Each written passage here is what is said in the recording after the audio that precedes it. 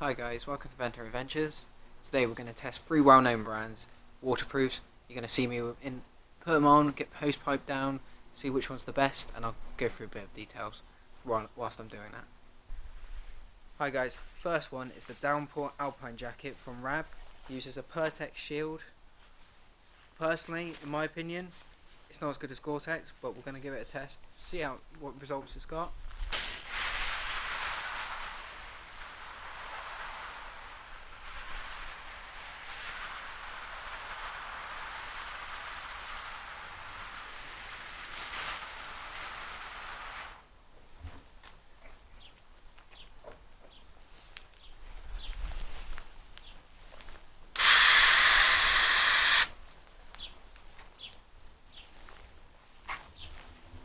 Right, so my first feel so far, it feels quite damp on the inside, so I can feel like it's coming through. So what we'll do is we're going to take the jacket off.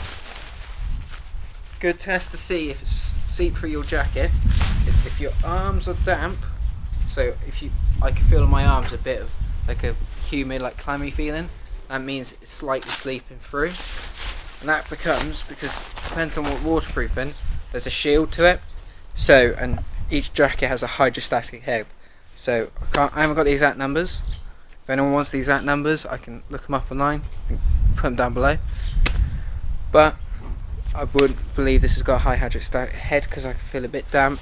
And any more prolonged, you can already see it's starting to come through. Any more prolonged showers, and I'll probably grant you we're using quite high powered, but that's the best way to test to see. It'll probably come through. Right guys, this is the Cayenne 4-in-1 jacket from Mammut.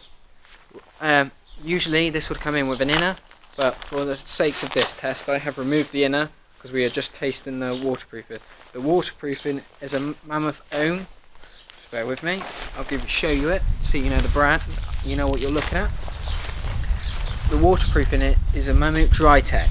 So they do say it's rain, vapour and wind, but we're going to give that a test. I personally have used this on my DAVs and a few other expeditions, and I can tell you it's a good jacket, but after long periods of rain, especially in North Wales, it does start to seep through. But I'll give you a high powered test.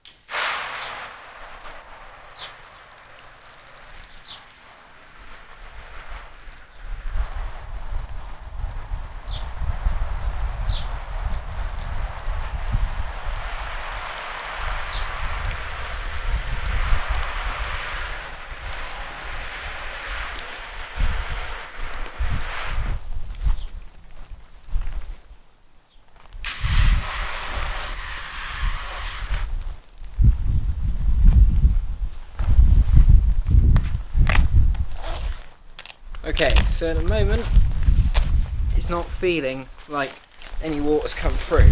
I personally think due to have actually on second feeling it's already feeling quite damp. You can start seeing it's a bit seeping already. So the problem with this jacket usually is being underneath where the seams are, it's usually less waterproof, but all round it's feeling okay. Again, like that, it's feeling a bit damp, but generally this will probably be a bit stronger just because this has a lining. So what the lining does, it keeps a bit more of the water away just from your skin, but doesn't say anything about the waterproofing, but it just helps because it's a slightly thicker jacket than this, because they do slightly different jobs. And you've got to remember, when you have this jacket you're going to be having a 3-in-1 layer underneath, so that'll get damp first, and because it's synthetic you don't need to worry about if it gets wet. Right guys, on to the third and final jacket, the Valor jacket by Mountain Equipment. This uses a Gore-Tex Pro membrane to keep the water away. Finally, this is the jacket I use most. It's my personal favourite jacket and I wear it for most of my expeditions. So, a bit on about that. It's got a higher hydrostatic head and nose. Gore-Tex is a membrane, and it's the first and it was the best of all the waterproof membranes in my opinion. And hopefully the test we're about to show you will give you a bit of an insight into it.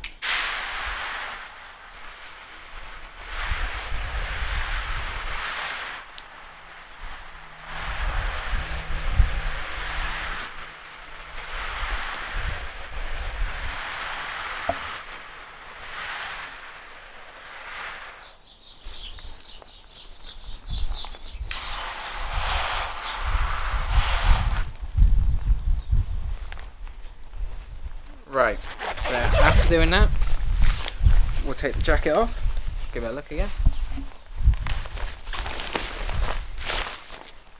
The thing is with this jacket, I got this very cheap.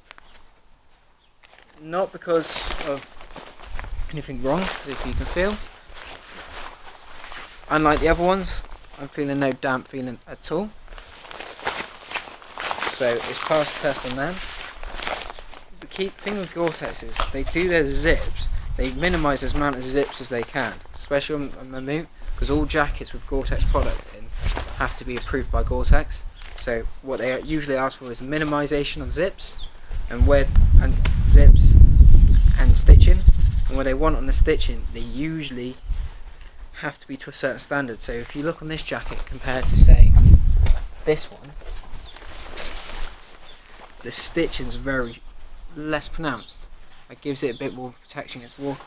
And again, compared to both of these jackets, the zips on the waterproofing, they come with an extra cover, unlike the Rab. But even so, it's a bit more secure inside.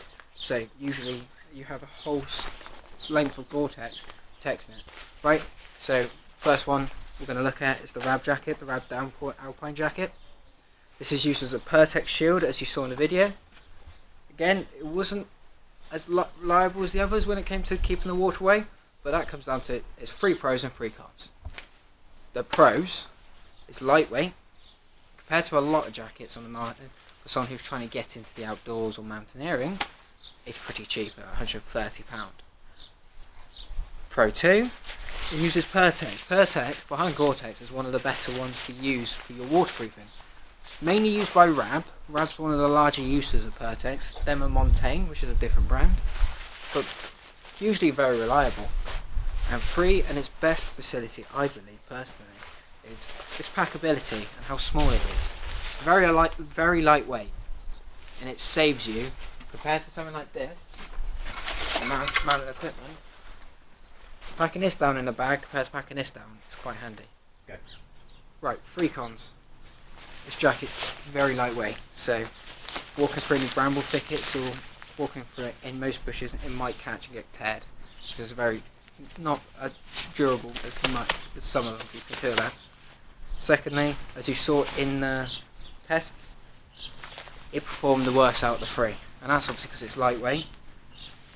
Third and final thing, what you should be careful of when it comes to most outdoor jackets, but one especially as lightweight as this, along the shoulder point, that's where the material wears the most from rucksack use. So just bear in mind on that.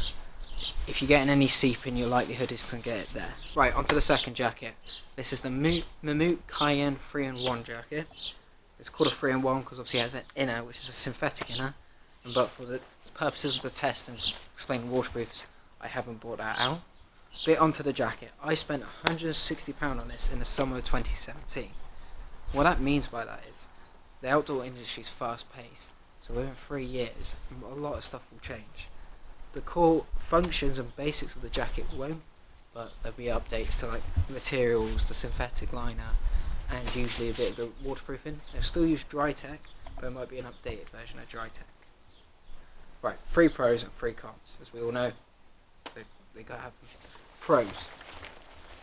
This jacket is very durable. I've taken this through bramble thickets, up mountains and stuff, especially Snowdonia. Really tested this, really worked it, and it's lasted.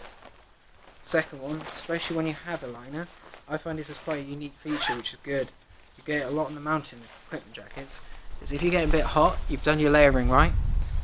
Instead of sweating inside, you can unzip your side pings, and it gives you even more chance to breathe. And the third and final part I really like with this jacket is the liner. A lot of outdoor jackets don't wear liners anymore. I find these a bit more comfortable, and some people say it doesn't really work with the waterproofing, it just makes it more like bulky. But I prefer having a liner. It makes it a bit more comfortable and a bit more secure in my head. Onto the cons. Sadly, with this jacket, the downside to it is the fact that where the stitching is, They're quite bulky stitching, so in like high powered rain downs, so a bit more pressure than you saw today in long periods of time, it will slowly seep through, which causes obviously water to build up in points you don't want it. That's quite a big downside. Secondly, when this hood gets wet or you get water in it because you haven't done your hood up, it becomes a nightmare. It gets wet and it doesn't get rid of water that well. Finally, and probably the worst one of them all, is the material inside. Past the liner, it's very soft and it's not hard. What I found when I've been using jackets like the Gore-Tex Pro is you feel like you're in a tent in that. Once you wear this, it seeps. It doesn't hit away, it seeps. And more you get wet, the more the water seeps. So after long periods of time, this becomes like you're kind of walking in one of those old school like lace jumper type things you saw like the 18th century people wear. This is the Color jacket by Mounted Equipment. It uses Gore-Tex Pro. This is the higher version of the regular Gore-Tex, and there's other versions afterwards. I bought this in about last year in a sale event, so that only cost me £45, but usual retail would be about 150 to 200 range because of the Gore-Tex Pro. It's a very good mountaineering jacket, used especially for an outer layer. Pros of the jacket: it's very durable. It uses the Gore-Tex Pro, so it's a very high level waterproofing. I've sat in this jacket before and it feels like I'm in a tent. No jokes. It doesn't seep, it just bounces up. Finally, the zips on there are very reliable. You don't get much water through, and they're very secure. On to the cons. The big con of this jacket is the price point. It's £150 to £200, depending on where you get it from. So a lot of people can't afford that. If you're getting into the outdoor industry, it's not really a jacket for you. You want to be in there a couple of years. Secondly, it's quite bulky compared to a lot of jackets. You probably could wrap it down a bit more, but still. And thirdly, when jackets come to like this, maintenance is key. Sometimes you have to keep these jackets a bit more maintained. They're durable, but you have to maintain them well.